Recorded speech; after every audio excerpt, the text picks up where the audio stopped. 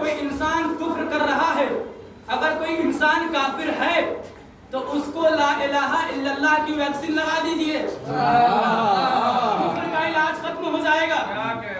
اگر کسی انسان کے اندر شرک کی بیماری ہے تو اس انسان کو محمد رسول اللہ کی ویکسین لگا دیجئے، کفر کا علاج ختم ہو جائے گا۔ لیکن اسی قرآن نے بتایا ہے کہ نفاق اور منافقت، منافق ایک ایسی بیماری ہے، منافقت ایک ایسی بیماری ہے کہ جس کو ہم اور آپ پتہ نہیں کر سکتے، پتہ نہیں چل سکتا۔ کیوں؟ اس لیے کہ منافقت بیٹھتی ہی منافق آدمی کے اندر ہے۔ یا جملہ پلٹ کے یوں کہہ دیا جائے کہ ہم اور آپ یہ پتہ نہیں لگا سکتے کہ کون منافق ہے ہمارے درمیان۔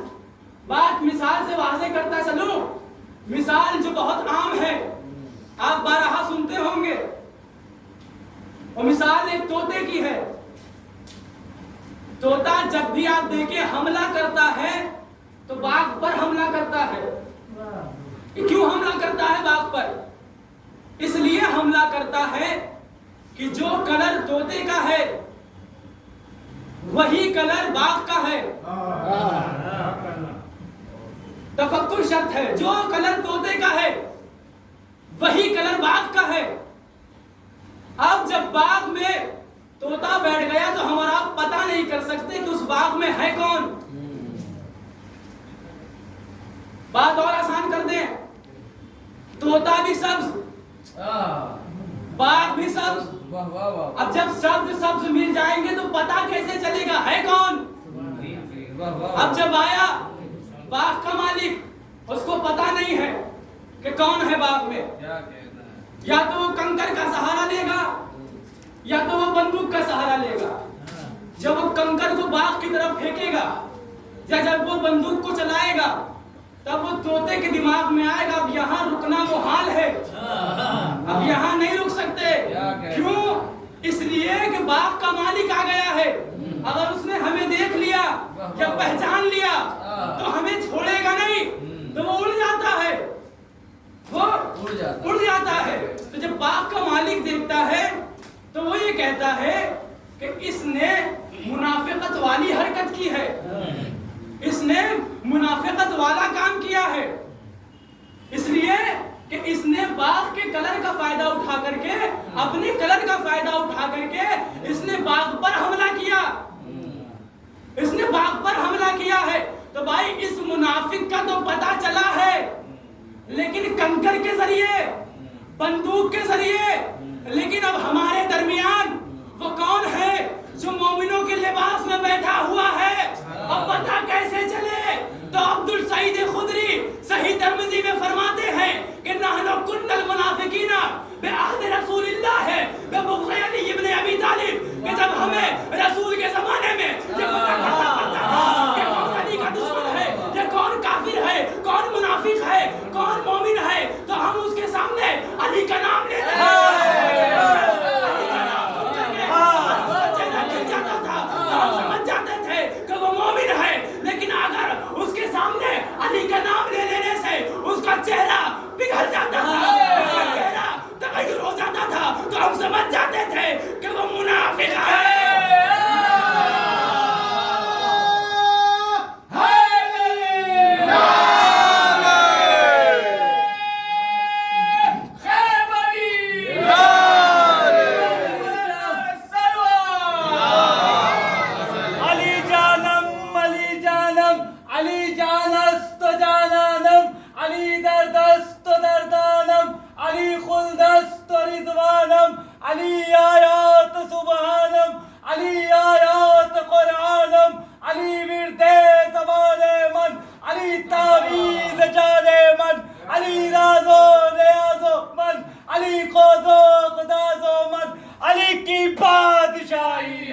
علی کی بادشاہی ہے، علی اسم الہی ہے، علی اسم الہی ہے، سبا کے ساتھ دل بولا علی مولا، علی مولا، علی آقا، علی مولا، مولا علی مولا، نعرہ حیدری، آواز بلند نعرہ صلوات۔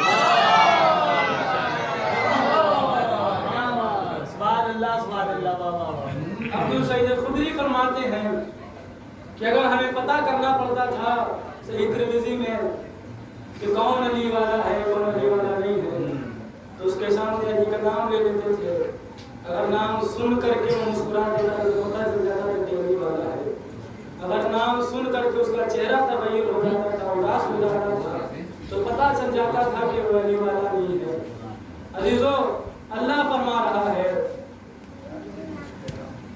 تو پتہ چلا کہ جو نفاق و منافقت کی بیماری ہے اگر اس بیماری کو ختم کرنا ہے تو اس کو علی اللہ کی وجہ سے ہونا پڑے گا.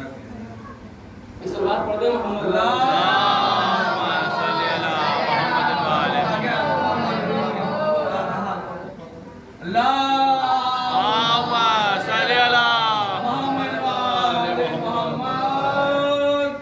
تو اللہ کتنی ہستیوں کو کہتا ہے مانو قرآن میں 3 ہستیوں کو.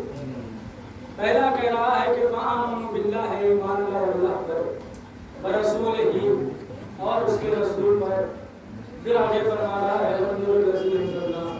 انشاءاللہ اسی کے ضمن میں گفتگو ہونا ہے کہ ایمان لاؤ اس نور پر کہ جس کو ہم نے نازل کیا ہے. عزیزو اب پوچھئے کہ وہ نور ہے کون؟ بتائے گا کون کہ وہ نور کون ہے؟ جب سوال کیا کہ بتاؤ وہ نور ہے کون تو جواب یہ آیا کہ وہ نور کوئی اور نہیں ہے بلکہ قرآن ہے. تو ہم نے کہا کہ ٹھیک ہے آپ قرآن کو ہی نور مانیں. آپ قرآن کو ہی نور مانے تو اس کی ترکیب ایسی ہونی چاہیے تھی کہ وآمنوا باللہ ایمان لاؤ اللہ پر ورسول ہی ایمان لاؤ اس کے رسول پر ونور الذی انزلنا جیسے اس نور پر ایمان لائے ہو ویسے ہی ایمان لاؤ اس نور پر کہ جس کو ہم نے نازل کیا ہے. ترکیب کیا ہونی چاہیے تھی؟ ترکیب یہ ہونی چاہیے تھی قرآن و کتاب اللہ. اگر آپ یہ کہہ رہے ہیں کہ وہ نور قرآن ہے تو اب آپ سے ایک سوال ہے یہ بتائیں کہ اللہ نے قرآن کو کب نازل کیا؟ ہر انسان اس بات پر متفق ہے کسی بھی فرقے کا اس بات پر اشکال نہیں ہے. ہر انسان اس بات پر متفق ہے کہ قرآن نازل ہوئی ہے نبی کی 40 سال کی عمر میں. ہر انسان اس بات پر متفق ہے کہ قرآن کب نازل ہوئی؟ 40 سال کی عمر میں قرآن نازل ہوئی ہے. اور ہمارا محمد کون ہے؟ ہمارا محمد وہ ہے کہ جو 40 سال کی عمر میں محمد نہیں بنا ہے بلکہ ہمارا وہ محمد ہے کہ جو 40 سال کی عمر سے پہلے محمد تھا. سبحان اللہ سبحان اللہ. قرآن کہہ رہا ہے کہ نہیں اگر اللہ یہ کہتا کہ اس نور پر ایمان لاؤ جس کو ہم نے محمد کی 40 سال کی عمر میں نازل کیا ہے تب تو وہ نور قرآن ہے. لیکن قرآن کہہ رہا ہے کہ نہیں اس نور کو ماننا ہے کہ جو جب محمد تھے تب سے وہ نور تھا. سبحان اللہ. انشاءاللہ ایک منزل پر پہنچانے کی کوشش کر رہا ہوں. قرآن کیا کہہ رہا ہے کہ جب سے محمد ہیں تب سے وہ نور ہے. اگر اللہ یہ کہے کہ اس نور کو مانو کہ جس کو ہم نے پیغمبر کے 40 سال کی عمر میں نازل کیا ہے تو وہ نور ہے قرآن. لیکن قرآن کہہ رہا ہے کہ اس نور کو ماننا ہے کہ جب سے محمد ہے تب سے وہ نور ہے. بات اور آسان کر دیں. قرآن میں ارشاد ہوا بسم اللہ الرحمن الرحیم قد جاءکم من اللہ ونور وکتاب مبین. پروردگار عالم ارشاد فرماتا ہے ہمارے طرف سے تمہارے درمیان 2 چیزیں گئی ہیں. ایک کتاب خدا ہے دوسرا نور ہے. یعنی پتہ چل گیا اس آیت سے کہ کتاب اور ہے نور اور ہے. اگر اللہ کہے تو اس نور پر ایمان لاؤ کہ جس کو ہم نے پیغمبر کے ساتھ 40 سال کی عمر میں نازل کیا تو وہ ہے قرآن. لیکن قرآن کہہ رہا ہے کہ نہیں اس نور پر ایمان لانا ہے کہ جب سے محمد ہے تب سے نبی ہے. پھر قرآن میں ارشاد ہو رہا ہے بسم اللہ الرحمن الرحیم فالذی آمنوا بہ وعزروہ ونصروہ واتبعوا نور الذی انزل معہ. کیا ہے وہ لوگ جو ہم پر ایمان لائے وعزروہ اور میرے نبی کی عزت کی ونصروہ اور میرے نبی کی مدد کی، وَنَصَرُوهُ اور میرے نبی کی مدد کی، وَاتَّبَعُوا النُّورَ الَّذِي اور اس نور پر ایمان لائے، اس نور تابعداری پر ایمان لائے کہ جس کو ہم نے نازل کیا ہے، وَأَنزَلَ مَعَهُ جس کو ہم نے نازل کیا ہے، انزلہ جس کو ہم نے نازل کیا ہے۔ اب اگر قرآن میں اللہ کہے کہ نہیں اس نور کو ماننا ہے کہ جس کو ہم نے پیغمبر کی 40 سال کی عمر میں نازل کیا ہے تو وہ نور ہے قرآن، لیکن اگر قرآن کہے کہ نہیں اس نور کو ماننا ہے کہ جب سے محمد ہے تب سے وہ نور ہے تو وہ نور قرآن نہیں ہے، وہ نور قرآن نہیں ہے۔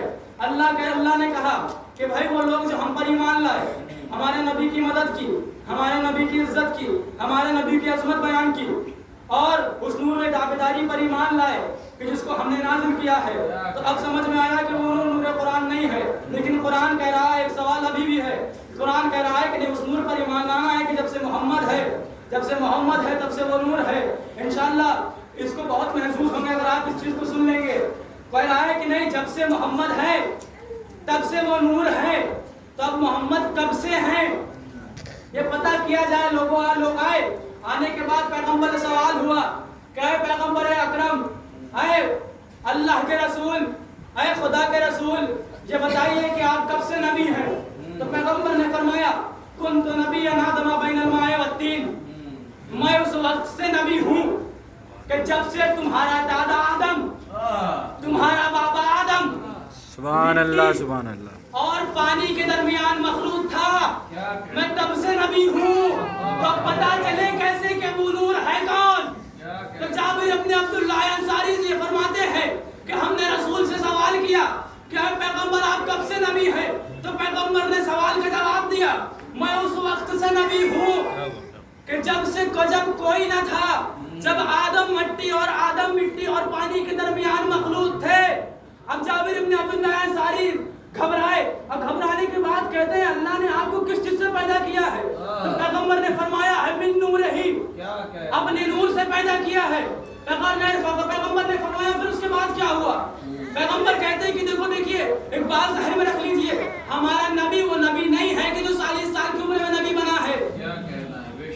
پیغمبر نے فرمایا اللہ نے ہم کو بھیجا، میں اس وقت سے نبی ہوں جب آدم مٹی اور پانی کے درمیان مخلوق تھے، میں اس وقت سے نبی ہوں۔ اللہ نے مجھے اپنے نور سے پیدا کیا ہے، اللہ نے میری خلقت اپنے نور سے کی ہے، اللہ نے مجھے اپنے نور سے پیدا کیا ہے۔ جابر نے فرمایا دستے دب جوڑ کر کے مولا پھر کیا ہوا؟ پیغمبر نے فرمایا وہاں سے میرا نور چلا، وہاں سے چلنے کے بعد میرا نور صلب آدم میں آیا، صلب آدم سے میرا نور صلب شیس میں آیا، صلب شیس سے میرا نور صلب ابراہیم میں آیا، صلب ابراہیم سے میرا نور صلب نوح میں آیا، صلب نوح سے میرا نور صلب اسماعیل میں آیا۔ پاک نسبوں سے، پاک صلبوں سے مشتمل ہوتا ہوا میرا نور صلب میرے دادا عبد المطلب میں آیا، میرے دادا عبد المطلب میں وہ نور آیا ہے۔ وہاں سے میرے نور کے 2 حصے ہوئے ہیں، 2 ٹکڑے ہوئے ہیں۔ ایک نور میرے بابا عبداللہ کے صلب میں گیا ہے، دوسرا نور میرے چچا عبداللہ ابو طالب کے صلب میں گیا ہے، اور جو پہلا نور میرے بابا عبداللہ کے صلب میں گیا تھا اس سے میں محمد رسول اللہ بنا ہوں، اور دوسرا نور جو میرے چچا ابو طالب کے صلب میں گیا تھا اس سے میرا بھائی علی ولی اللہ بنا ہے۔ اور سمجھ میں آیا کہ پیغمبر نے یہ کیوں کہا تھا انا علی من نور واحد۔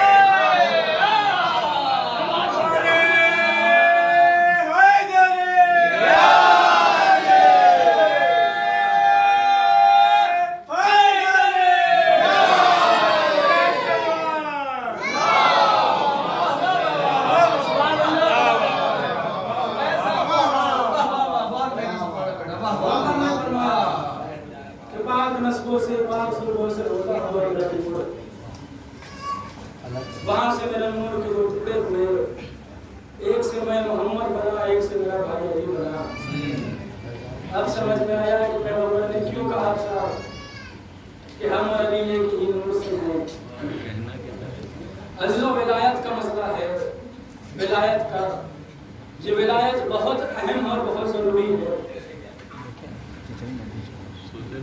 یوں کہہ دیا جائے کہ جس طریقے سے انسان کو اپنی زندگی بسر کرنے کے لیے پانی کی ضرورت ہوتی ہے، اسی طریقے سے انسان انسان اگر یہ چاہتا ہے کہ اس کا نفس پاک رہے تو اس کو ولایت کو ماننا ہی پڑے گا۔ عزیزوں، جب پیغمبر معراج پر گئے ہیں تو لوگوں نے سوال کیا ہے کہ یا رسول اللہ، آپ جب معراج پر گئے ہیں تو اللہ نے آپ سے کس لہجے میں بات کیا؟ پیغمبر نے فرمایا کہ جب میں معراج پر گیا ہوں تو اللہ نے مجھ سے علی کے لہجے میں بات کیا ہے۔ جب میں نے اللہ سے سوال کیا اے پروردگار کیا علی بھی یہاں موجود ہے؟ پروردگار نے کہا ہاں علی بھی یہاں موجود ہے۔ پھر میں نے سوال کیا اے پروردگار یہ تو بول رہا ہے یا علی بول رہا ہے؟ پھر پروردگار نے آرام کیا، پھر پروردگار نے کہا کہ نہیں علی موجود ہیں لیکن بول میں ہی رہا ہوں۔ تو پھر محمد نے سوال کیا اے پروردگار یہ بتا کہ تو علی کے لہجے میں کیوں بات کر رہا ہے؟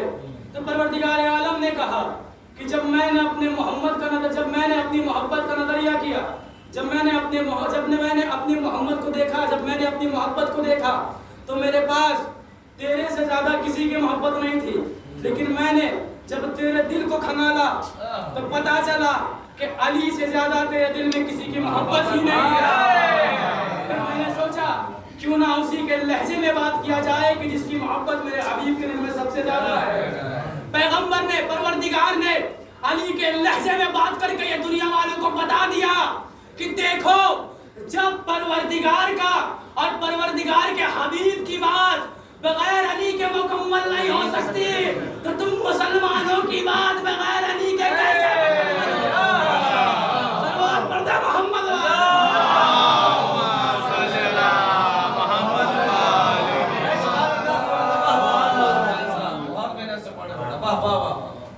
جب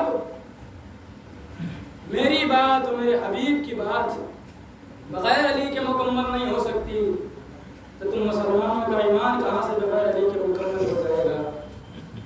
عزیزوں، یہ ولایت بہت اہم ہے، اس لیے کہ جب ولایت کا مسئلہ آیا ہے تو اللہ نے رسول کو ڈائریکٹ خطاب کیا ہے، اور ایک بار نہیں تین بار آئے بندے نازل ہوئی ہے رسول کے ذریعے۔ جب بھی اللہ نے رسول سے بات کیا ہے کبھی بھی رسول سے ڈائریکٹ خطاب نہیں کیا ہے، ہمیشہ اللہ نے محبت کے لہجے میں خطاب کیا ہے اپنے حبیب سے۔ جب بھی کچھ بھی ہوتا تھا اللہ کیا کہتا تھا؟ اے میرے طٰہٰ، اے میرے مزمل، اے میرے مدثر، اے میرے حبیب۔ لیکن جب بات ولایت کی آئی تو اللہ کیا کرا؟ یا ایھا الرسول بلغ، ڈائریکٹ اے اللہ کیا کہہ رہا ہے؟ اے رسول۔ ابھی تک اللہ کہتا تھا اے حبیب، اے مزمل، اے مدثر، اے طٰہٰ، اے یاسین۔ اب اللہ کیا کرا؟ یا ایھا الرسول بلغ۔ اللہ نے لہجے کو بدل دیا اور کہا یا ایھا الرسول بلغ ما انزل الیک من ربک وان لم تفعل فما بلغت رسالتہ واللہ یعصمک من الناس۔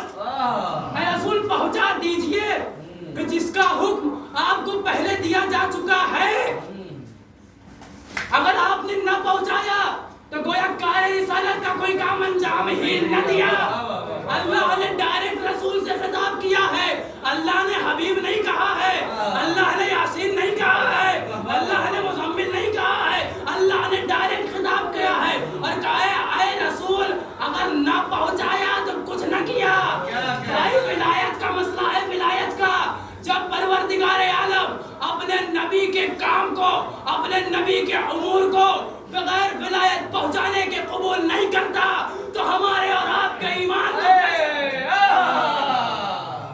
آپ دیکھیں جب ولایت کا اعلان ہوا ہے تو آیت نازل ہوئی ہے الیوم اکملت لکم دینکم واتممت علیکم نعمتی ورضیت لکم الاسلام دینا، کہ آج ہم نے دین کو مکمل کر دیا، آج ہم نے نعمتیں تمام کر دی۔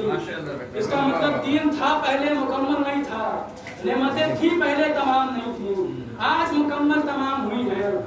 عزیزوں، ایک لفظ ہے ہندی کا جسے بہومت کہا جاتا ہے، آخری مرحلہ ہے انشاءاللہ ختم دعا، آخری یہاں پہ صاحبان علم تشریف فرما ہے، بہومت سمجھتے ہوں گے ہندی لفظ ہے، بہومت بنایا جاتا ہے خلیفہ ہر دور میں، اللہ جب بھی خلیفہ بناتا ہے، چاہے کسی بھی دور میں ہو، چاہے کسی بھی نبی کے دور میں ہو، تو یا تو اللہ خلیفہ بنائے گا نبی کے بھائی کو یا نبی کے بیٹوں کو. انشاءاللہ اس سے پھر کبھی گفتگو ہوگی. یا تو نبی کے بیٹوں کو خلیفہ بنائے گا یا تو نبی کے بھائیوں کو خلیفہ بنائے گا. ایک لفظ ہے لفظ بہمت. آپ دیکھیں تاریخ اسلام کا سب سے بڑا مجمع ہوا ہے غدیر کے دن، اور اس میں جتنے بھی تھے شامل ہونے والے، وہ شامل ہونے والے کوئی عام انسان نہیں تھے. وہ تھے کہ جو رسول کے ساتھ حج کر کے آئے تھے. 1.25 لاکھ کا مجمع تھا حاجیوں کا. اگر آپ کسی کو علی کے مقابلے پہ کھڑا کرنا چاہتے ہیں تو پہلے تاریخ سے بہمت ثابت کرو. سلوات پڑھے محمد والے